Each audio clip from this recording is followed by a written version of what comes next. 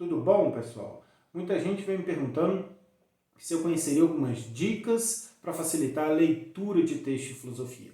A resposta é sim, eu conheço algumas dicas, algumas coisas que fui aprendendo ao longo do tempo.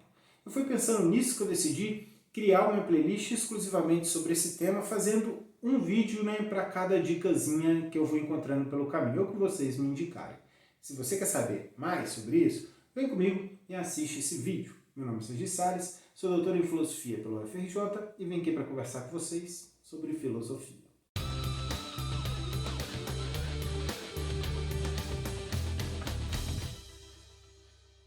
Eu já vou começar dando um aviso para você não me acusar de propaganda enganosa. Nesse primeiro vídeo aqui, esse é um vídeo de estreia das playlists, né? E nesse primeiro vídeo eu não vou apresentar propriamente uma dica para como se ler melhor, mas vou falar um pouco sobre a dificuldade, sobre a ansiedade gerada por essa dificuldade que a gente encontra tão logo entra num curso de filosofia. E também vou falar um pouco sobre o que você deve e o que você não deve fazer para lidar com esse problema. Para começo de conversa, esse é um problema muito natural. Todo mundo, ou quase todo mundo, você pode excluir uma pequena parcela dos gênios, todo mundo enfrenta dificuldade em ler texto de filosofia quando entra na filosofia. Existe uma série de razões pelas quais a gente enfrenta essa dificuldade. Eu listei algumas delas aqui. Por exemplo, uma dessas razões é que você não está habituado a ler textos acadêmicos, a ler textos clássicos, por exemplo, pelo menos não no nível e na velocidade que você tem que fazer quando entra numa graduação. Porque o que acontece? Na graduação você vai ter de ler uma série de textos toda semana. Para cada disciplina você vai ter de ler um conjunto de textos. E vai ter depois de demonstrar que entendeu pelo menos o básico desses textos em algum tipo de avaliação qualquer. Essa não é uma situação com a qual você estava habituado, é natural que você estranhe um pouco. Outra razão pela qual pode surgir dificuldade é que boa parte dos textos que você vai ler não foram escritos para você. Sim, eles foram escritos para outras pessoas. Por exemplo, a Ética Nicômaco de Aristóteles, se você ainda não leu esse livro, você vai ter que ler em algum momento na sua graduação. Ocorre que esse livro foi escrito para um público muito específico. Aristóteles escreveu ele pensando no cidadão grego adulto que rodeava ele, que vivia no tempo dele, que rodeava ele, tinha a mesma cultura que ele, etc. Era um público radicalmente distinto de você, não é mesmo? Você não é grego, você não vive na época de Aristóteles, você mal sabe aí quais eram os costumes das pessoas que rodeavam Aristóteles, da elite que rodeava ele e por aí vai. Você então não é simplesmente o público para o qual ele escreveu, mas você vai ter de ler mesmo assim. Há situações ainda mais drásticas, porque muitas vezes um livro ou um artigo não é para você, não pela razão que leva a ética nicômaco não ser para você, mas por outra razão que é, o livro foi escrito especificamente para um grupo de especialistas. Pensa na crítica da razão pura, é o terror dos estudantes de filosofia. Se você já leu, você entendeu que aquele livro foi escrito para especialistas. Kant não tinha em mente estudantes de filosofia quando ele escreveu Crítica da Razão Pura. Ele é um livro técnico escrito para especialistas. Bom, pelo menos eu acho, né? Porque é meio inacreditável se Kant escreveu aquilo pensando que algum estudante iria olhar e entendi tudo e etc. Isso não acontece. Então veja bem, você está numa situação em que você vai ter de ler um monte de coisas que simplesmente não foram escritas para você. Simplesmente não foram escritas para você. Evidentemente que vai surgir dificuldade aí. Sim, você vai ter dificuldade, isso é totalmente normal. Todo mundo, com exceção de um ou outro gênio por aí, tem essa dificuldade. O terceiro ponto é a dificuldade de encontrar bibliografia secundária adequada. Bibliografia de apoio, porque veja só, você está na situação que você está com um texto muito difícil, está tentando ler o texto e não está entendendo nada. Nossa, o que eu faço agora? Aí, bom, o que eu faço? Eu vou pegar um texto que é sobre aquele texto, a gente chama de um comentador, né? Se eu não estou conseguindo entender Kant, que tal eu pegar um comentador de Kant? Mas aí o que você vai perceber? Você vai pegar um comentador e vai perceber que ele é tão difícil de entender quanto o próprio Kant. Uou, mas isso acontece frequentemente. E às vezes acontece por uma razão que eu já falei aqui. Aquele comentador, ele não escreveu aquele artigo como um artigo introdutório. Ele escreveu aquele artigo já pensando na comunidade de especialistas em Kant. Sim, às vezes um comentador escreve algo introdutório sobre Kant. Esse aqui é um livrinho introdutório sobre Kant. Ó. E é um livrinho muito bom, do Alan Wood, tá? Muito bom, aqui é uma tradução para o português, vale muito a pena. Mas nem sempre, nem tudo que está escrito sobre Kant é introdutório. Muitas vezes especialistas estão comunicando entre si. Um especialista está comunicando com outro especialista, tendo especificamente aqueles especialistas em mente, e certamente ele não está tomando cuidados que ele deveria tomar se o artigo fosse escrito para quem não sabe nada. E às vezes não é fácil saber aonde encontrar a bibliografia de apoio que foi escrita para você. Cara, eu tive esse problema. Na minha graduação, eu cheguei a gostar de teoria crítica, assim. Nunca foi meu tema de estudo, não, mas eu queria me informar mais. Eu achava bacana, eu achava que tinha alguma coisa ali que valia a pena eu investigar melhor. Só que o que acontecia? Por um lado, os teóricos críticos eram muito técnicos, Adorno é muito técnico, por exemplo. E por outro lado, eu tinha um problema de que os comentadores que eu pegava eram muito ruins. Ruins, por quê? Ruins dado o meu padrão. Eu precisava de alguém que escrevesse para quem nada sabe do tema. Mas aqueles comentadores não satisfaziam esse padrão. E nem é culpa deles, tá? Eles eram ruins dado esse fim, só que eles não estavam escrevendo para mim, eles estavam escrevendo, a maior parte dos comentadores brasileiros de teoria crítica, eles estão muito mais preocupados em escrever para outros especialistas do que para gente que não sabe nada. Eu tive dificuldade, então, o que é perfeitamente aceitável, viu? Eu tive dificuldade de achar comentadores que escreviam para mim e acabei meio que deixando isso de lado. É difícil mesmo saber onde encontrar a bibliografia de apoio adequada. Isso é algo que a gente precisa aprender. Mas há outras razões ainda. Ó, outra razão que eu separei, que essa é a última. Mas há mais, né? Mas eu separei só essas. Para dificuldade, é que muitas vezes um texto pressupõe certos conhecimentos. Ele tem pré-requisito. Sim, isso acontece mesmo com textos de introdução. Por exemplo, a minha área de pesquisa, vagueza, quase tudo que é introdutório sobre o tema pressupõe que você saiba pelo menos lógica básica, lógica proposicional e de predicados, clássica. Pelo menos isso é pressuposto. Se você não tem domínio disso, você nem consegue começar a entender os textos introdutórios. É assim com as principais introduções à vagueza. Tem algumas exceções, mas as principais satisfazem essa condição. O Vagueness, do Timothy Willis, o Theory of Vagueness, da Rosanna Keefe, são assim, eles pressupõem pelo menos esse tipo de conhecimento da sua parte.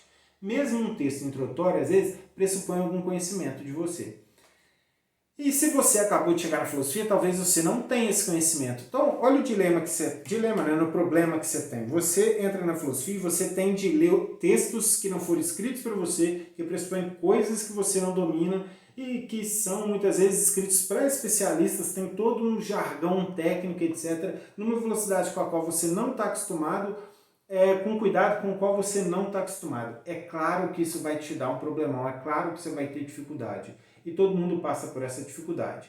Não desespere. Eu tenho recebido algumas mensagens de pessoas que têm essa dificuldade, que estão relatando estarem ansiosas por causa dessa dificuldade. Você não deve ficar muito ansioso não, porque isso é natural.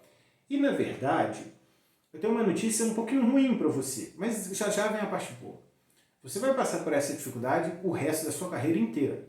Vou dar o meu próprio exemplo. Eu sou especialista em vagueza. Tem aí uma década praticamente que eu estudo o problema da vagueza. Eu tenho até um livro publicado sobre o tema. Ó, meu livrinho aqui, ó, fazer uma propagandinha dele, ó. Tem até um livrinho publicado por uma editora importante, ó, Springer, sobre o tema. Então, assim, é minha área de especialidade, vagueza. Só que até hoje, de vez em quando, eu pego um artigo sobre vagueza, acerca do qual eu entendo muito pouco ou nada. Eu falo, meu Deus, eu não estou entendendo nada disso aqui. Aí o que eu tenho que fazer? Eu tenho que voltar do início, perceber, porque muitas vezes eu não entendo nada porque esse artigo pressupõe um material técnico que eu ainda não domino. Aí eu tenho que ir lá me informar sobre aquele material técnico, que muitas vezes é complicado. Eu tenho de buscar a bibliografia mais introdutória ainda sobre material técnico. Enfim, eu tenho que fazer todo um percurso para conseguir entender um artigo que é sobre minha área de especialidade. Ou seja, até hoje eu enfrento essa dificuldade. Você pode estar se perguntando, mas então por que eu estou fazendo um vídeo de dicas sobre como se lê um texto, um vídeo não, uma playlist, né? De dicas sobre como se lê texto de filosofia, sendo que eu estou dizendo aqui que você sempre vai ter dificuldade. Você sempre vai ter dificuldade, mas você pode reduzir essa dificuldade. E você pode ir gradualmente melhorando. Quanto mais o tempo passar, se você se aplicar, você vai perceber que melhor você vai ficar em ler um texto de filosofia. Para mim, hoje, é muito mais fácil ler um texto clássico do que era 15 anos atrás. Muito mais fácil. E para você, daqui a 15 anos, vai ser absurdamente mais fácil também do que hoje. Tem um parênteses que eu vou colocar depois, mas... Então você pode progredir, você pode melhorar. E para isso, a gente vai ver um monte de diquinhas aí, uma diquinha por vídeo que eu vou tentar fazer. Mas isso é para o futuro. Agora, eu quero terminar fazendo a seguinte observação. Olha só, não apenas eu acho que é natural a dificuldade pela qual você está passando, como eu acho que é excelente o fato de você estar consciente dela. Se você se sente ansioso porque não está conseguindo entender os textos de filosofia, ó, parabéns. Parabéns. E por que eu estou te dando parabéns aqui? Por duas razões. Uma razão conectada com a outra, mas enfim. Primeiro, muita gente entra na filosofia tendo essa dificuldade, mas sem ter consciência dessa dificuldade. Por quê? A gente pensa que sabe filosofia mesmo antes de entrar na filosofia, não é? A gente pensa, eu já falei disso em vários outros lugares aqui. Acontece que, por exemplo, se alguém vai discutir sobre o aborto, o que você faz? Você opina sobre o aborto e tem convicção das suas opiniões. Ainda acha que quem discorda de você tem algum apelido pejorativo aí. Não é mesmo? Não é mesmo? Mesmo que você não conheça bulhufa sobre a bibliografia relevante acerca do aborto. Você acha que você sabe porque você tirou, ó, né? E por aí vai. E a gente é assim, a gente acha que sabe filosofia, mesmo que não saiba que não conheça minimamente a bibliografia relevante acerca de um tema. A ponto de achar que quem discorda da gente é tudo bobalhão, é fascista, é não sei o quê, é sei lá o que, esquerdista, sei lá, os xingamentos comuns aí. Então veja bem, naturalmente que muitos alunos chegam assim no curso de filosofia. Muitos alunos, por exemplo, chegam convictos de suas próprias opiniões políticas e eles não querem bem aprender filosofia política. Eles querem ensinar o pessoal que está lá, os professores deles, a opinião política que eles já sabem que é correta. Porque eles pensaram na caminha deles e já sabem que aquilo é correto. E aí o que acontece? Essas pessoas muitas vezes são tão convictas do conhecimento que elas têm tirado acerca de filosofia, que elas nem percebem que elas estão num nível muito baixo. E isso é importante, porque elas começam a ler texto de filosofia, a tirar qualquer coisa de lá, daquele texto, e achar que estão entendendo o texto. E muita gente passa o curso inteiro achando que, sem ter consciência de que é incapaz de entender um texto de filosofia. Muita gente, viu? Eu já tive alunos assim, tenho certeza, eu já tive colegas assim na graduação, e tenho certeza que você tem também. Pessoas que são incapazes de entender o texto de filosofia, mas não conseguem perceber. São tão soberbas que acham que não precisa adquirir habilidade nenhuma, que acham que qualquer besterol que eles tiram dos textos já é suficiente para... Já significa que eles entenderam o texto. Bobagem, né? Outras pessoas têm até consciência de que têm dificuldade de entender um texto de filosofia, mas ao longo do tempo elas perdem essa consciência e não adquirem a habilidade de entender o texto.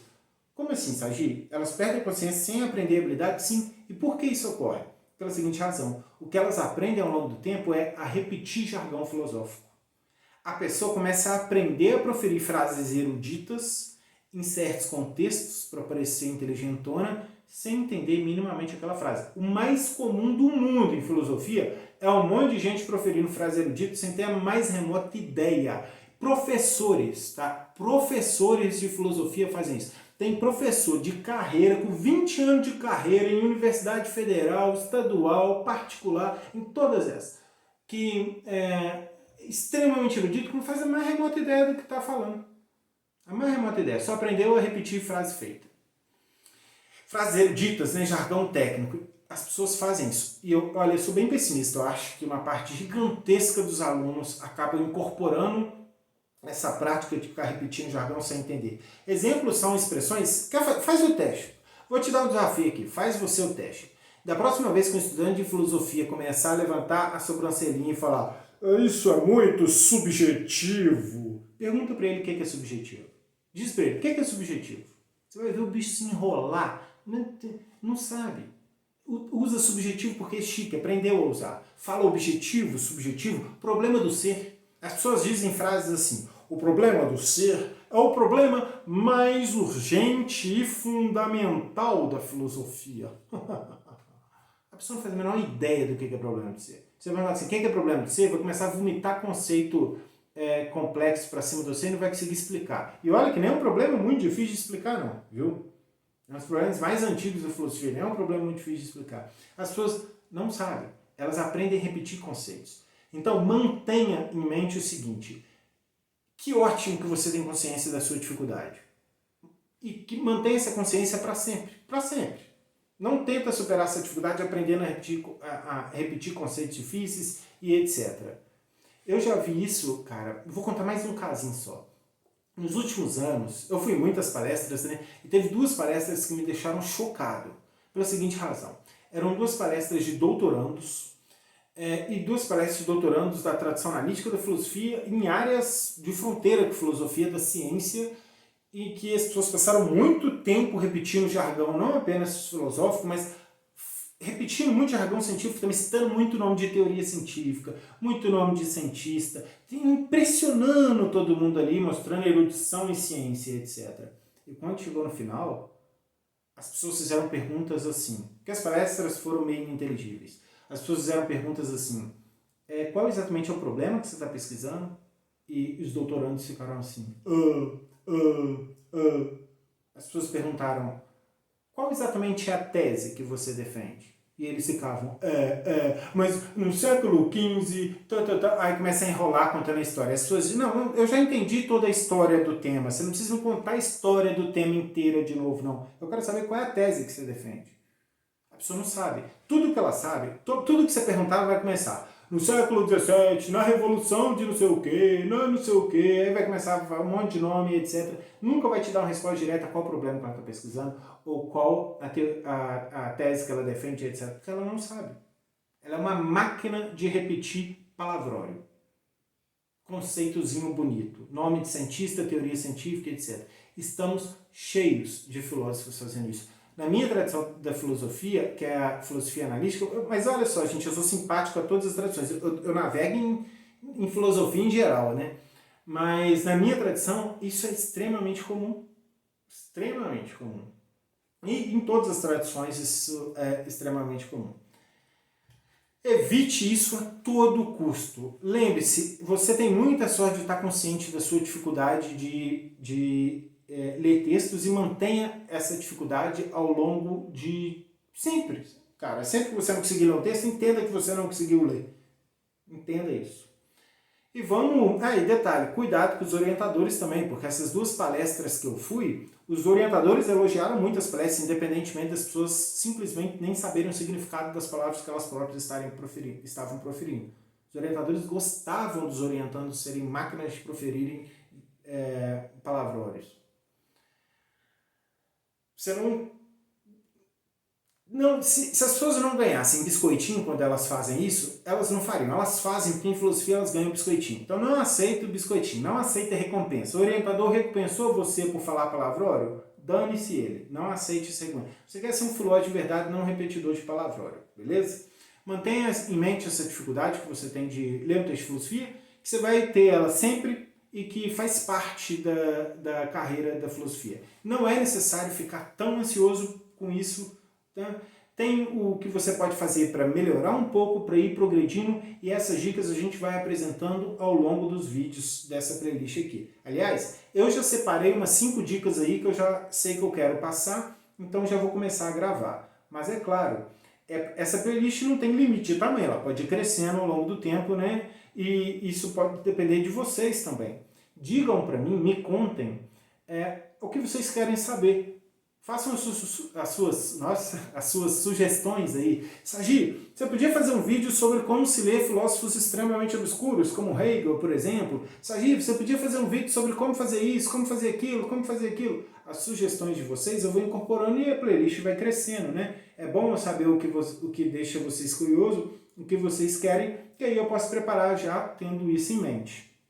E aí o tamanho da playlist só depende de quantas sugestões eu for recebendo e etc. Eu acho que eu já falei demais nessa introdução aqui e nem era nada assim, enfim, tão importante. Mas, se você gostou desse vídeo aqui, não se esqueça de se inscrever nesse canal, me ajuda a chegar aí a 10 milhões de inscritos, falta só 9 milhões 999.900 e bolinha para eu alcançar os 10 milhões de inscritos. Né? Eu pretendo alcançar nos 100 anos, ou uns 200 anos no máximo, os 10 milhões de inscritos. Falando sério agora, me ajuda a chegar aí a 1.000 inscritos, curtindo, se inscrevendo no canal, divulga o meu trabalho aí, beleza? Não se esqueça disso. E não se esqueça também que vem muito mais filosofia por aí. Um grande abraço a todos vocês.